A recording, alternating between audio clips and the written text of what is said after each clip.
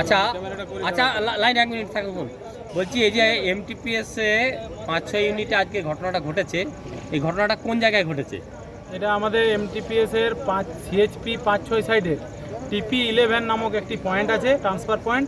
ওই ট্রান্সফার পয়েন্টে কর্মরত অবস্থাতেই ওনার মৃত্যু হয়েছে। যিনি মারা গেছেন তার বয়স কত?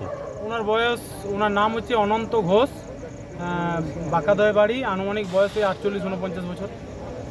বলুন। আর অ্যাক্সিডেন্টটা কিভাবে ঘটলো? ওই জায়গাতে অ্যাকচুয়ালি 2-3 জন করে ম্যানিং থাকা উচিত। এখানে কোম্পানি ম্যানেজমেন্ট বা সব কেউ ধার ধারে না, শ্রমিক সুরক্ষার ব্যাপারটা কেউ ধার ধারে না, পুরো ঢিলঢালা। ওইখানে ওকে একা ডিউটিতে পাঠানো হয়েছিল, একা ডিউটি করছিল নিচে জায়গাতে, রানিং বেল্ট ছিল।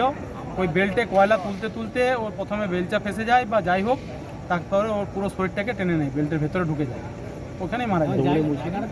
একদম পুরো দুমড়ে মুচড়ে, পুরো শরীরের কিচ্ছু নেই, শুধুমাত্র পা দুটি বেঁচে আছে। মেশিনটা এখানে মেশিন তো না, এটা একটা পুলি, কনভেয়ার বেল্ট বেল্টে কয়লাটা যায়। কনভেয়ার বেল্টের মানে তেল পুলি। আর কিছু ওটা এটা যেটা আপনি বললেন সব ভিডিও হলো, আর কিছু? ঠিক আছে, দিচ্ছি।